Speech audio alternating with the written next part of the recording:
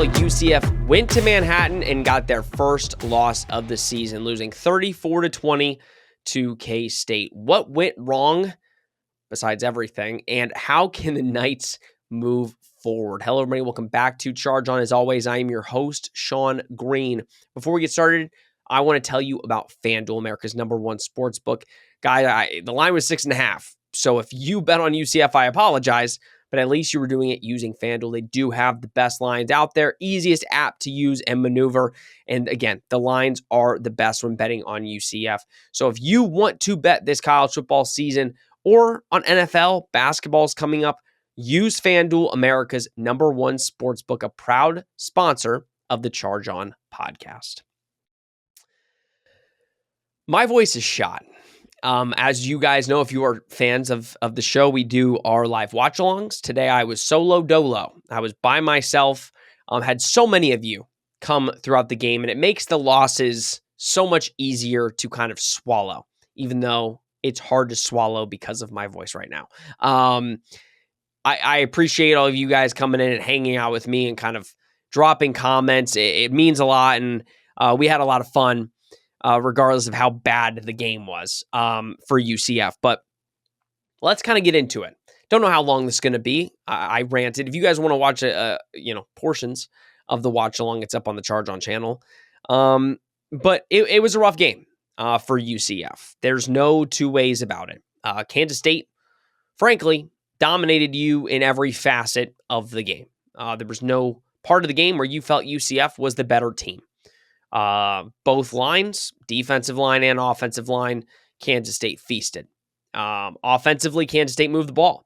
I think UCF's defense came to play early, but as the offense struggled to find a rhythm and struggled to really do anything, I think the defense kind of wavered a little bit, and that caused Kansas State to really just move the ball at will. They found their quarterback run game, and that's something that we talked about, that most likely Kansas State would go into the bye week and realize that the quarterback run game is kind of what makes Avery Johnson and that team special. They got Dylan Edwards back, and that showed. We're going to go through a couple of things here because I think it's something to note. Third downs, UCF was atrocious. They were 3 of 13, and they were 0 of 2 on fourth down. I think UCF really struggled again to find anything in rhythm. The rushing stats, again, don't tell the full story. Now, I think this is a greater conversation about UCF. And listen, Taven Jackson, I think how about we talk positive? I'm getting ahead of myself. I just talked for 4.5 hours. My mind's everywhere. But let's talk positives. Taven Jackson is not out for the season. I think a lot of us were thinking that was going to be the case. When he initially got hit, I knew he got hit right in the shoulder. Missed the blocker or the edge rusher, comes right at Taven, hits him in the shoulder. And I said, oh, well, that's not good. Because I immediately, the way he was kind of punching the ground, the way he was, emotional, I thought this is bad. And it was also just the way after the fact of, being in the sling on the sideline, having the jersey off, I said they must have figured it's serious, and he's out for the game. I figured maybe collarbone. I said shoulder originally on the live watch along, and it ultimately was a shoulder because Taven Jackson came back into the game, and that is a positive in itself. Taven Jackson is the best quarterback on the roster. You saw that. He is. There's no questions about that. And I'm excited to see his development. Now, did he make some stupid plays and stupid decisions in terms of sliding on a 3rd and 12 when you had more than enough room to take 1 or 2 more steps to slide and make sure you got the first down, which ultimately led to a Jakari Brown fumble? Yes. The 2 delay of games, when you need 2 touchdowns to tie the game up, and you take 2 delay of games to make it 4th and 13 and force UCF to kick a field goal, yes, those are bad. Are there some throws that I'm sure Taven Jackson would want to have back, throwing into double coverage? Absolutely. But with that being said, he is your starting quarterback. And the fact that he is not healthy, but the fact that he is not out and most likely will play next week is volumes. And also the fact that he came back into the game to play when he did not need to. He could have stayed on the sideline, said, I don't know how serious this is. I don't know if I want to risk it. But he came back into the game, and you got to give him credit. Next positive. UCF fought hard till the end of the game. And I know that's like the you did good kid. But at the end of the day, it's been a tough week. And I said, like, win or lose, all I want to see is the team fight. It's been a really tough week for them. I can only imagine. And at the end of the day, they got better as the game went along. How much of that is Kansas State basically knowing they're up by enough where they kind of can just be a little lackadaisical? Maybe a little. But I think the offensive line improved throughout the game. I think the offense looked way more explosive as the game went along, especially kind of that back last 20 minutes. And I think ultimately you found a lot of positives there. I think they found a little bit in the run game there at the end, which, let's be real, I think the non-run game is a reason why UCF was in such a hole. They couldn't run the football at all. And that is causing and is going to cause teams to play UCF a certain way. Teams know UCF after the North Carolina game, and I get it. North Carolina was taking away the deep pass. But teams are playing UCF up. They know that Taven Jackson and UCF want to throw the ball 15 yards in, and they want to run the football. And ultimately, Kansas State was able to really stop all of it. And it caused UCF into a lot of third and longs. And UCF punted a lot in that first quarter. Obviously, Taven got hurt. Then Jakari Brown came in, made some mistakes. He wasn't able to run over Kansas State like he was North Carolina A&T or Iowa State last year. They knew it was coming. And he threw an interception, which caused Kansas State to get in good field position. Like, UCF just never had good field position. But I think those are some of the positives. The positives is they showed fight. They didn't give up. Taven is healthy, relatively. And the run game got a little bit better as the game went along. Negatives. This team just did not look ready to play. And again, I said it on the live watch along that it's hard because it's like this week they've had the toughest week in all of college football. They lost a position coach, a guy that meant a lot to that entire team. And I'm sure it was difficult to make the trip over and play a football game on Saturday. With that being said, the offense just looked, rough, to say the least. They couldn't really get anything going. Big part of that was the offensive line, unfortunately. The offensive line struggled basically the entire game. Again, I said the positive and negative of the offensive line was they were great at pass blocking through 3 weeks. The run blocking, though, was atrocious. Well, now you add the bad pass blocking this week because it was bad. Taven Jackson got lit up from a missed assignment by Preston Cushman. Miles Montgomery missed a block from an edge that caused Taven to get hit. It's just stuff that is causing players to get injured. It's football. It's part of the game. Players get injured. But Taven was on his butt a lot this game. And I think that's where the offensive line, it was a big struggle. Now, with that being said, like I said, the offensive line, I think, was much better towards the end of the game. Taven had a lot more time. I think that was due to a lot of Kansas State guys being in coverage, really playing the pass, which kind of opened up the run game, which is where I hold my breath because I liked the run game at the end of the game. It opened up a lot. You had a long Jaden Nixon run. You had a long Miles Montgomery run. But how much of that was Kansas State basically just playing the time game and saying, we just don't want them making any big, deep passes. So there is kind of that element to it. But the offensive line is cause for concern. It is. And I know they've had a rough week. I know. And I can't imagine. I really can't. But at the end of the day, you call it like you see it. And the offensive line did struggle a lot today. And I think was basically the main reason why this offense really couldn't get going. It involves everybody. The receivers dropped a lot of balls today, especially late. There were balls that hit the receivers right in the hands. DJ Black dropped the ball in the end zone that should have been caught. Dwayne Thomas dropped the ball on that last play. Granted, it didn't really matter, but on the fourth down, Dwayne Thomas dropped the ball that hit him right in the hands. There are plays to be made that it wasn't just the offensive line. Taven missed some wide open guys and threw it. Like the one that Dwayne Thomas dropped, Wade and Charles was wide open on fourth down, just did a quick curl, and Wade and Charles was wide open. So it involves everybody. Everybody needs to be better. The running backs need to block better when they are in pass protection. But it was all bad. But the offensive line, I think, is the core at what needs to improve. If the offensive line improves, like last week, Taven had all the time in the world to do whatever he wanted. And what happened? The UCF offense hummed. Today, Taven had no time. They had no run game for 45 minutes of the game, and UCF's offense struggled. And I think that's where you do get a little nervous of that. Defensively, opened the game so strong. For the first 20 minutes of the game, UCF's defense was basically bend, don't break. Kansas State was moving the ball impressively. They looked the best they have all year.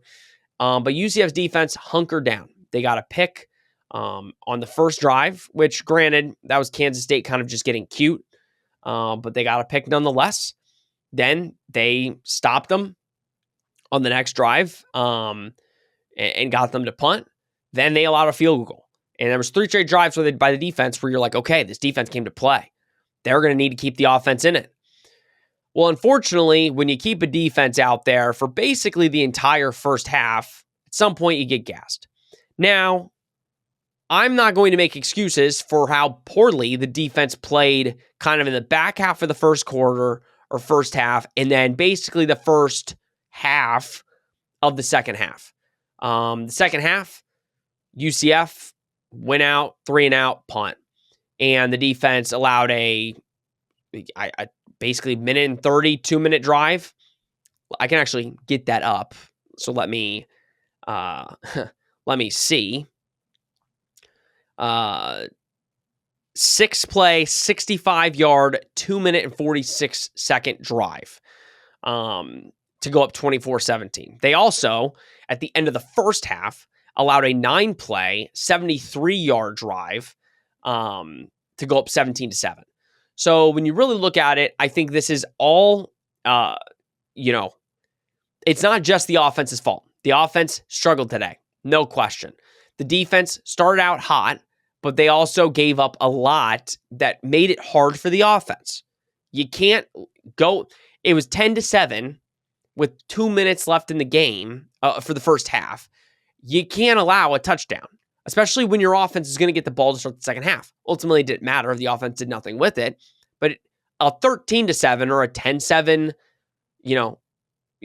game going into the second half looks a lot better than 17-7. Because then it's like, well, that touchdown that the offense just scored was for nothing.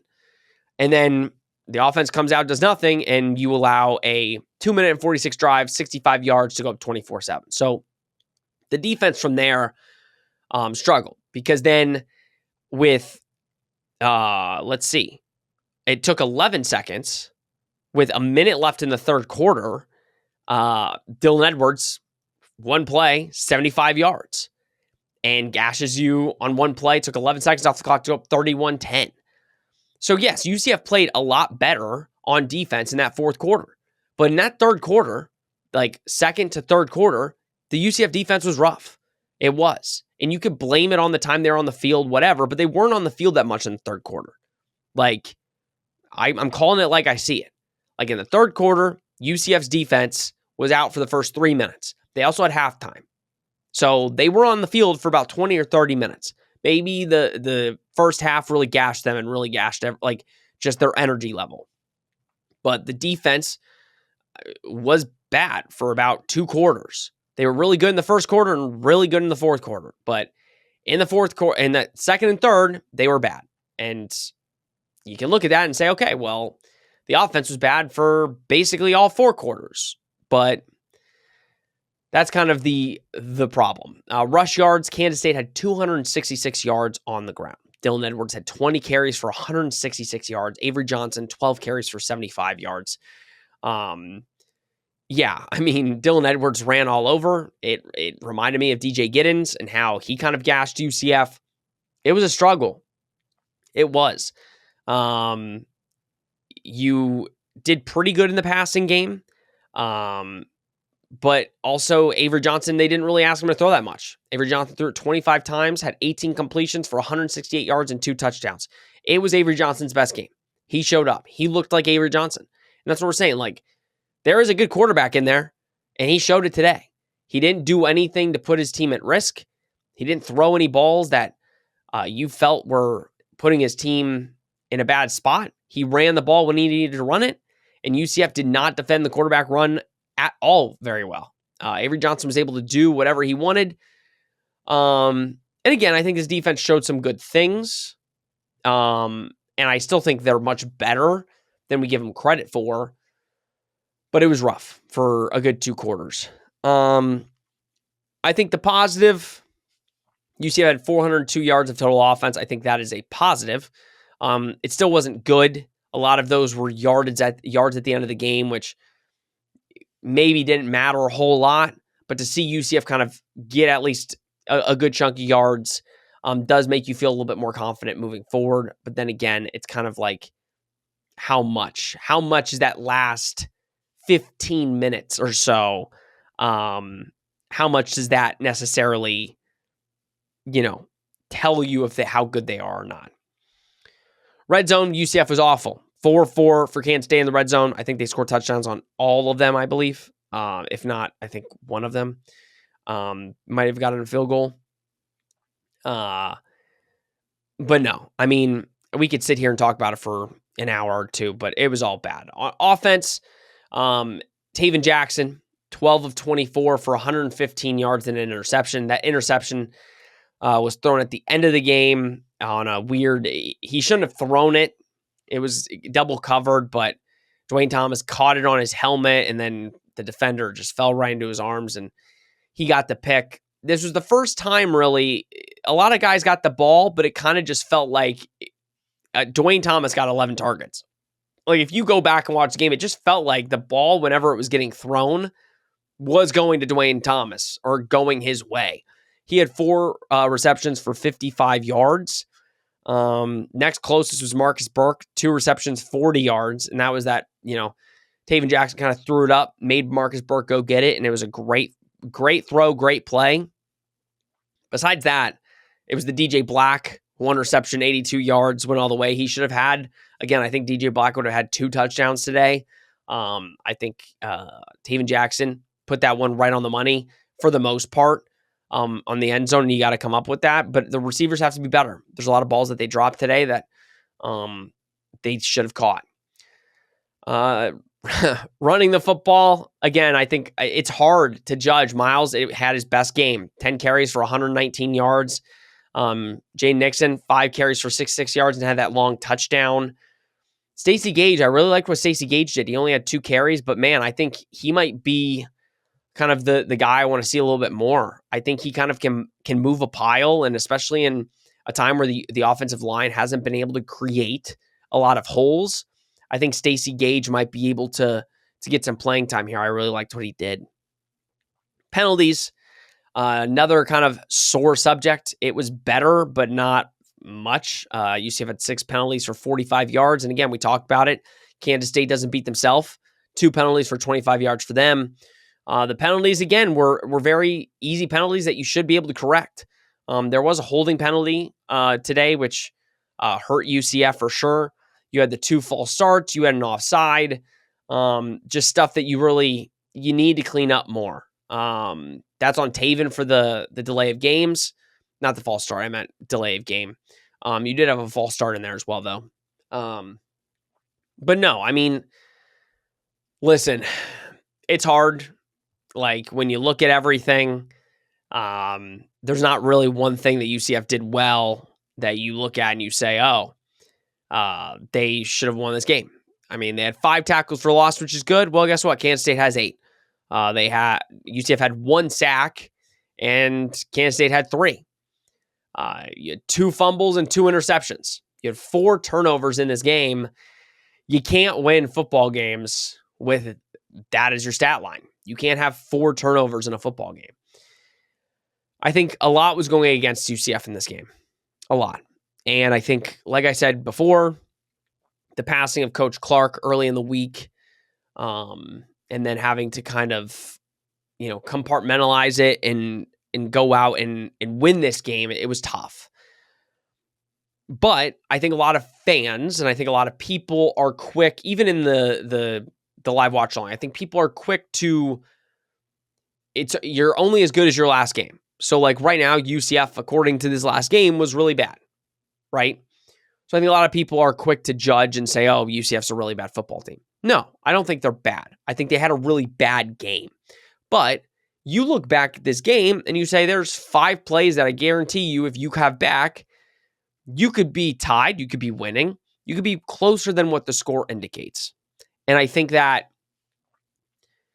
if you're a UCF fan, I think there are winnable games on the schedule, but you need to improve. The offensive line needs to improve. The defense needs to understand that you're going to be seeing a lot of run quarterbacks. And Avery Johnson, yes, is one of the better ones that you'll see. You're going to get Jalen Daniels next week. And I'm sorry. You are in for a rough game if you don't know how to stop the quarterback run game. But again, I do have confidence in this defense. I think they showed a lot of good things. They hunkered down when they needed to. They were giving the offense a chance at the end of the game, but it wasn't working together, right? Like the defense was good when the offense was bad. The offense was good when the defense was bad. It never worked together. And I think that's where you kind of need to figure out how to be a cohesive unit and have everything humming. Like UCF, they're down 10-0. Feels like the defense is giving some stuff up. Offense goes and puts up a touchdown. Very next play, they go on a 2-minute drive and it's now 17-7. So complimentary football. UCF did not show that today, and it was a struggle. It was a rough game. And I know a lot of fans are going to go doom and gloom, which is fair. But with that being said, I think there's a lot of football left to play and a lot of winnable games on the schedule, and this team just needs to improve. And we could be looking at this a lot worse. Taven Jackson could be out for the year. Jakari Brown could have hurt that shoulder, which we all assumed Jakari Brown was hurt. And then you're out 2 quarterbacks. I think there's some positives that we can take from this while also looking at the negatives and saying, let's lower the expectation back down. Let's understand where this team is and what this team has had to go through, and hope in the coming weeks you can maybe win some games that you weren't supposed to. You're not supposed to beat Kansas next week, but you have some games coming up that maybe you can steal a win here or there that makes up for this loss. Because ultimately, if you won this game, a bowl game was almost decided. You were if you won, you were going to go to a bowl game most likely. Now it becomes a little bit harder. You have 8 games left, 3 to get to a bowl game. And I know people are telling and saying, like, you don't just want to put the expectation at 6 wins. That's loser mentality. But that is the expectation. The expectation is get to a bowl game. If it's less than that, at the end of the day, it's also brand new staff, 63 new players. And I know that's an excuse. Just like today, we're making about a bunch of excuses. But you got to get to 6 wins somehow. And I think this team can do it. They have games on the schedule to do it. All right, everybody. That's going to do it for this episode of Charge On. Please like, subscribe, donate, share, do all that you do. We really appreciate it. Again, want to thank everybody for tuning in to the live watch along. I'm going to not talk for the rest of the day, probably for the rest of the week, because my voice hurts. And again, we will be making a donation to the GoFundMe for Coach Sean Clark. We will have that link down in this episode as well. Also, tune in, I think, Tuesday. Nick Geddes is going to have his thoughts on the game. So we're going to he couldn't be doing, it's his wife's birthday today. He was kind of doing things with his wife as he should. So he's going to do like a quick 10 to 15 minute on just his thoughts alone on how this game went. So make sure you're on the lookout for that coming to the Charge On channel. Alrighty, everybody. Thank you so much. Also, final word on FanDuel, America's #1 sports book, the best place to bet on UCF this college football season. Make sure you check out the lines for Kansas. They should be coming up shortly. I'm sure there's already a line, and I'm sure UCF is not favored. But if you are going to bet on UCF versus Kansas, do it on FanDuel. Best lines anywhere. Bet on NFL tomorrow, and the NBA is coming back. Everything is on FanDuel, America's #1 sportsbook. All right, everybody. Thank you so much for watching. This has been Charge On presented by FanDuel. We will see you next week.